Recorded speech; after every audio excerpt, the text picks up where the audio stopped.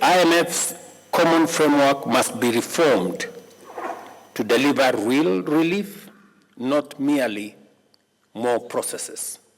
As it is now, it is an engagement of a never-ending process network that by the time it comes to fruition, most countries will have already undergone significant distress. Number two, replenishment of consensual windows. IDA and the Africa Development Fund, ADF, are lifelines for Africa and other developing regions. Unless replenished at scale, development finance will remain significantly and severely constrained.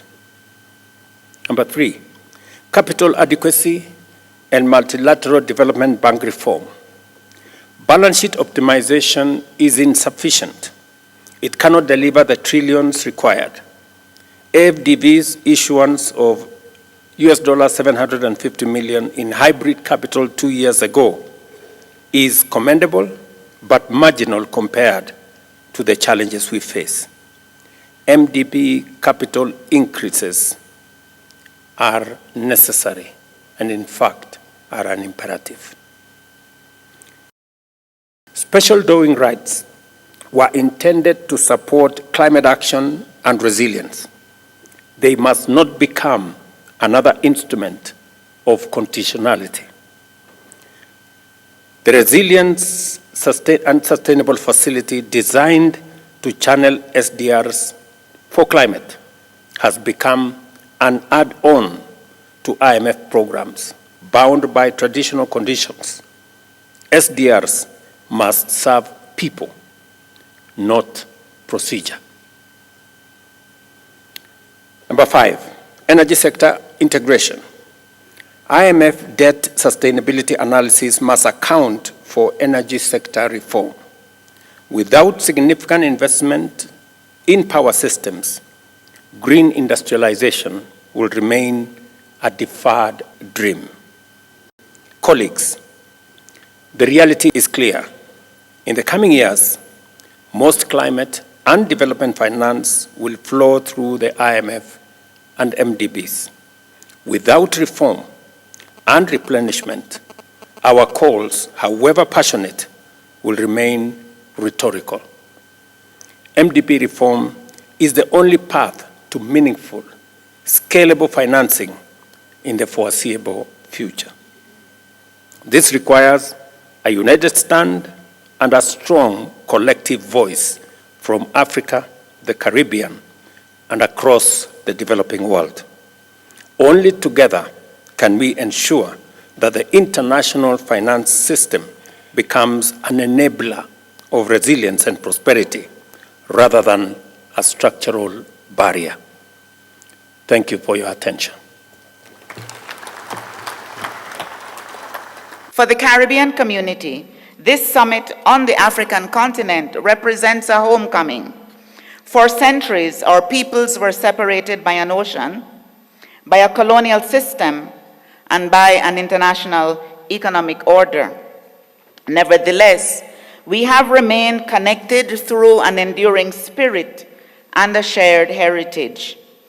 This shared heritage, informed by a horrific range of violent displacements and the ensuing struggles for freedom and self-determination, has produced a vast diaspora of people of African descent, defining themselves differently, yet all looking to Africa as our historical birthplace. This gathering is a tangible manifestation of our commitment to bridge the divide. Indeed, we are not merely building a partnership, we are reaffirming a familial bond. The first summit meeting generated commitments to collaborate in areas such as health, mass media, transportation, trade and investment, and in reigniting people-to-people contact. In the years since then, CARICOM and the AU have worked to bring our regions together. We have begun to operationalize the CARICOM-AU Memorandum of Understanding, which puts in place a supportive institutional mechanism to support the development of our partnership.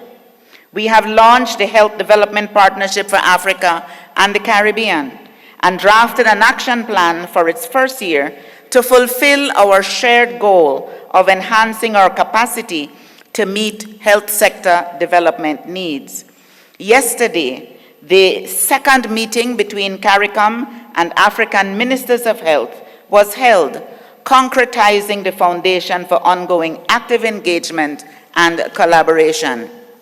Similarly, CARICOM's partnership with Afreximbank is deepening with the establishment of its Caribbean headquarters in Barbados and the hosting of the Afro-Caribbean Trade and Investment Forum in 4 CARICOM member states since 2022. These initiatives address priority areas for both CARICOM and Africa, and this cooperation will contribute positively to sustainable development and facilitate better livelihoods for our people. Yet there is still much more to be done. There is undeniable potential in the growing partnership between Africa and CARICOM.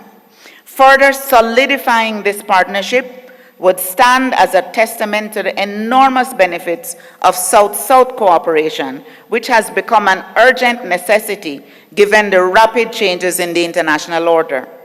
It also reflects the reality of our contemporary world.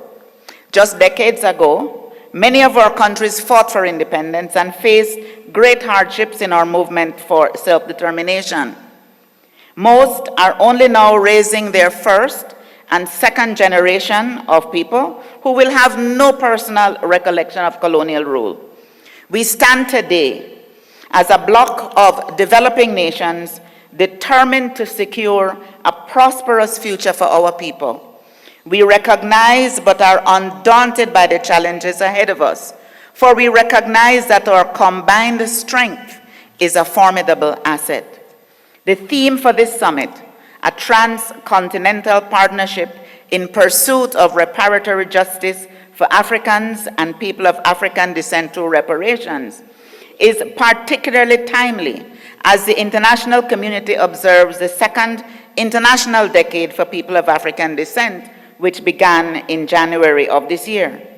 It is also significant that the African Union has designated 2025 as the year for justice for Africans and people of African descent through reparations. The CARICOM Reparations Commission has been at the vanguard of this movement for more than a decade, providing intellectual leadership and global advocacy on this critical issue, including engagement with African communities in Africa and in the diaspora. This summit notes the injustice of colonial rule and the transatlantic slave trade and acknowledges that we must be unified in our demand for due compensation for the exploitative practices that traumatized and disadvantaged millions on both sides of the Atlantic. I anticipate that the mechanisms which will be established to concretize collaborative work on reparations and the declaration emerging from this summit will send a powerful and decisive message of cooperation and determination. This summit is a watershed moment and should be a turning point towards our collective aspiration.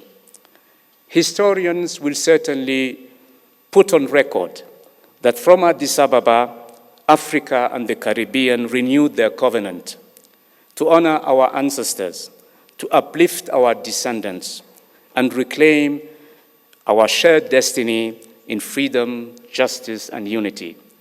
The African Union stands proudly and firmly with our Caribbean brothers and sisters in every step towards reparatory justice and true liberation. I thank you. Geography may have placed us apart, but history has bound us together. Let us free ourselves from the language of charity, of recovery, of being called developing. Let us instead rise into something new and ours, where the waters that once divide us now unite us in dignity and prosperity. My dear brothers and sisters, our experience, guided by the spirit of Mutembei, together with our collective innovations in energy, agriculture, digital technology, and knowledge, can be a bridge linking Africa and the Caribbean in shared prosperity. To turn vision into action, and building on the commitments of the first Africa Union CARICOM Summit, I propose bricks of unity built on 4 pillars of impact. First, agriculture and digital innovation. Advancing climate-smart farming, tropical crop research, and resilient food systems paired with digital platforms, AI, and e-learning to amplify impact. Expanded renewable energy will green our farms, processing facilities, and trade. Second, innovation and collaboration. Creating hubs of entrepreneurship, digital infrastructure, and research, linking startups, universities, and institutions. That also means easing mobility, more accessible visas, expanded transport and logistics, making partnerships practical and possible. Third, culture and leadership. Expanding youth and leadership exchange, strengthening cultural and creative collaborations, not as a symbol, but as engines of identity, innovation, and opportunity. Fourth, knowledge and health.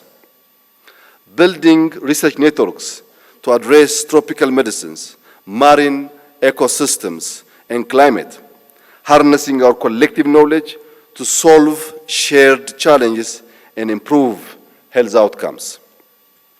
Through these bricks of unity, we link our universities, our economies, and our cultures, making distance no barrier to progress. Let us not be distracted by the challenges that surrounded us. Our regions have always faced adversity. What has changed is that we now choose to face it together, defining our own solutions and future. In this new era, we cannot speak in fragments. We must speak as one. That's why the AU CARICOM partnership matters. It is rooted in opportunity, guided by frameworks that reflect today's reality. In a world where global challenges demand regional unity, and where regions like ours cannot act alone, there is clear alignment between us. On climate justice, our voices carry weight. In global governance, our demands are just. For inclusive growth, powered by innovation and use, our ambition converge. Across these issues, each region brings strengths. Africa brings scale, natural wealth, and boundless potential. The Caribbean brings strategic diplomacy, strong institutions, and resilient communities. Together, those strengths are multiplied. Excellencies, ladies and gentlemen, Ethiopia's past shows what is possible when unity meets deliberate action. We call this Mutembei, synergy, the strength that comes when heads, hands, and hearts work as one. It is more than cooperation. It is a shared effort, a unity of purpose that turns idea into action and action into lasting change. This synergy drives national progress through connection, culture, innovation, knowledge, and unity. Connection links us. Ethiopian Airlines, Africa's largest carrier, links our continent to many corners of the world, bringing people, economies, and ideas together. Culture defines us. Our UNESCO-recognized festivals celebrate heritage, pride, identity, and creativity. Innovation drives us. Through the Green Legacy Initiative, we planted over 48 billion seedlings in 7 years, restoring ecosystems and creating jobs.